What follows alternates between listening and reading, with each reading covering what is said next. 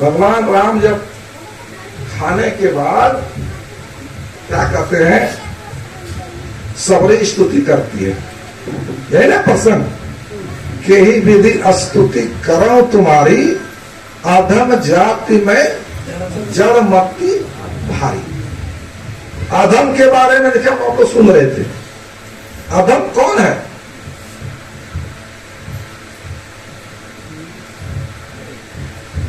अधम मैंने होता है नीच, जिसका मन गंदा है, जो नीच कर्म करता है, वो अधम है। वो और ये नहीं कहिए जो जाति में जो छोटी है वो अधम नहीं है। आप देखिएगा इतिहास में, संक्षेप में जाता हूं, छोटी जाति वाले बड़े बड़े संत हो गए, पूजनीय हो गए हैं, नहीं हुए हैं? सबरी तो छोटी जाति थी, भगवान ने उनको कितना मान दिया, उसका किस्सा आएगा बगल में बताएंगे। राजा युधिष्ठिर यज्ञ किया था, घंटा बजा था, कौन आया? स्वपाच। जाति का कौन था? डोम था, है? चमार, रविदास चमार, नाभा डोम, छोटी जाति की थी, लेकिन उच्च कर्म करके उच्च हो गई, है? और रावण ब्राह्मण था, कुंभकर्ण ब्राह्मण था, उच्च कर्म था, लेकिन नीच कर्म करके राक्षस हो गया। राक्षस कहलाया कि नहीं? तो कर्म से बड़ा होता है, जाति से कोई बड़ा नहीं होता है, कर्म से बड़ा होता है। तो अधम किसको कहा, इसका इस पर एक छोटा सा दृश्य उसको भी सुना देते हैं। व्यास जी ने किसको अधम कहा? नैमिषारण्य की बात है, वहां पर 88,000 मुनि जमा होकर के इसी तरह सत्संग करने का प्लान बनाया, सत्र शुरू किया। सत्र में होता है यज्ञ, एक अर्थ यज्ञ भी होता है। कहा हम लोग कुछ दिन तक हम लोग मिलकर यहां सत्संग करें, कहा नैमिषारण्य में। उसी समय वहां पर वेद व्यास जी पहुंच जाते हैं। वेद व्यास, तो वेद व्यास जैसे पहुंचे तो बहुत बड़े ऋषि थे, जगत गुरु। ईरान में जब हुआ था विश्व भर का जो है ना विद्वानों की सभा में, सबसे फर्स्ट उसको पुरस्कार मिला था, पड़ा था, उसी दिन से उसका नाम जगत गुरु पड़ा था। सब खड़ा हो गया, स्वागत किया, चरणामृत लेकर के सबने प्रार्थना किया कि व्यास जी महाराज आप कुछ समय देकर के हम लोग को ज्ञान दीजिए, कुछ उपदेश दीजिए। तो व्यास ने पूछा कि ज्ञान देने के पहले मैं एक बात पूछता हूं आप लोगों से। कहा पूछिए सर बाबा। का ये बताइए कि दुनिया में सबसे अधम कौन है, सबसे नीच कौन है, सबसे गिरा हुआ आदमी कौन है, ये बताओ, आगे हम उपदेश देंगे। तो किसी महात्मा ने कहा, किसी मुनि ने कहा, सबसे नीच सबसे अधम वही है जो जिसके पास धन नहीं है। क्या कैसे? क्या देखिए, धन के अभाव में बहुत दुख होता है लोगों को, और धन की कमी के कारण उसकी इज्जत भी नहीं होती है, उसको भीख तक मांगना पड़ता है। इसलिए मेरे विचार से जिसके पास धन नहीं है वो अधम है।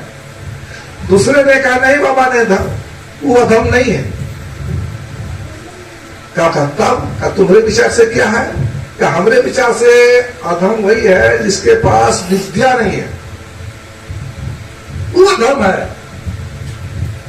अगर आदमी कुरूप भी है, देखने में बढ़िया भी नहीं है, उदाहरण दिया अष्टावक्र का, आज का तेरा था, लेकिन राजा जनक उनका शिष्य बना था। तो जिसके पास विद्या है, विद्या नहीं है, वो अधम है। इसी तरह कुछ लोगों ने कहा, लेकिन है व्यास जी संतुष्ट नहीं हुए। तब लोगों ने कहा कि महाराज आप तो चारों वेदों को विस्तार, एक वेदों को विस्तार करने वाले हैं, 18 पुराण के बनाने वाले हैं आप, तो महाभारत को मद्भागवत सब के रचिता आप है, आपसे बड़ा कौन ज्ञानी है? आप ही बताए कि सबसे अधम क्या है। उन्होंने यही बताया, देखो जी 84 लाख जोनी, अभी सुन रहे थे सागर बाबा से, कितना जोनी है?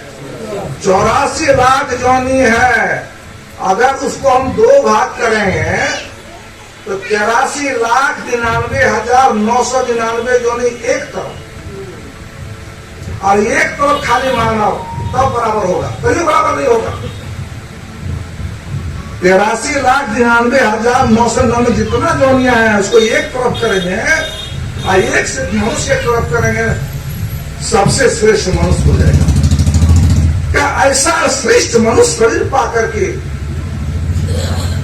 देव दुर्लभ शरीर पा कर वेद व्यास कर रहे हैं उस सबको, ऐसा दुर्लभ शरीर पा करके जो आदमी सत्संग नहीं करता है, ईश्वर की भक्ति भजन नहीं करता है, वही अधम से अधम है। बोलिए प्रेम से श्री सद्गुरु महाराज।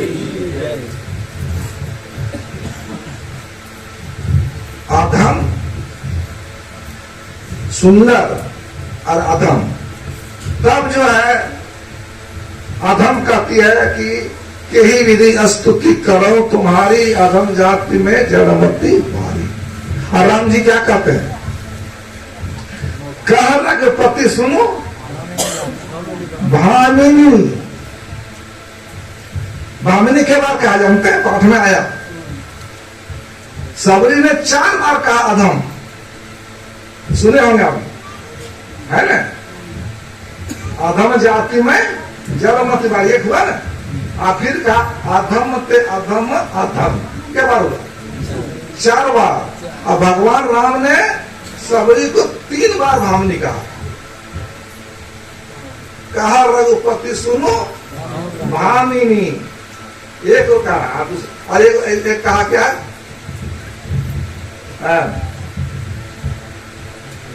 नौ माये कहूं जिनकी हुई, नारी पुरुष ससुरा चल कोई, सोई अतिशयत्री भामिनी मुंगरी। वहां देखिए भामिनी कहा है। और एक बार लास्ट में बोले भगवान, जब जाने लगे ना, तो भगवान राम देखिए पूछते हैं सबरी से सीता का खबर, किसी से नहीं पूछा, बस यहाँ का जो अत्रि मुनि से नहीं पूछा, क्या कहते हैं, ये हो जो डाकू था वाल्मीकि ने नहीं पूछा, अगस्त नहीं पूछा सीता हमारी कहाँ है, लेकिन सबरी से पूछते हैं। जनक सुता की है सुधी भामिनी, भामिनी कहते हैं। जाना हूं कहा हूं करी बार गामिनी, 3 बार सबरी को कहा भामिनी, और 1 बार कहा करी बार गामिनी।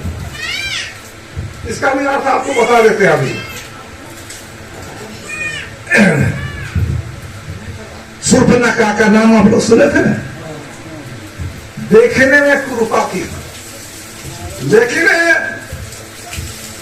माया के चलते उन्होंने सुंदर रूप धारण कर दिया था।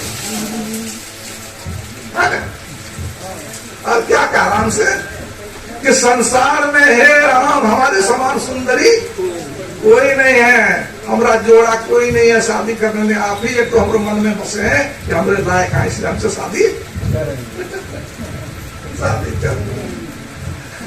भगवान के सामने चतुराई करता है, भगवान तो अपने हैं सार कोटि सम चतुर सुजाना, कौरव सरस्वती के समान चतुर, भगवान के सामने चतुराई चलेगा। लंबा नहीं कहेंगे भगवान राम ने इशारा खाली कर दिया लक्ष्मण को, इशारा कर दिया कि सर नाक और कान दोनों का क्या जा हम तो शादी के हुक्म आ रहा है।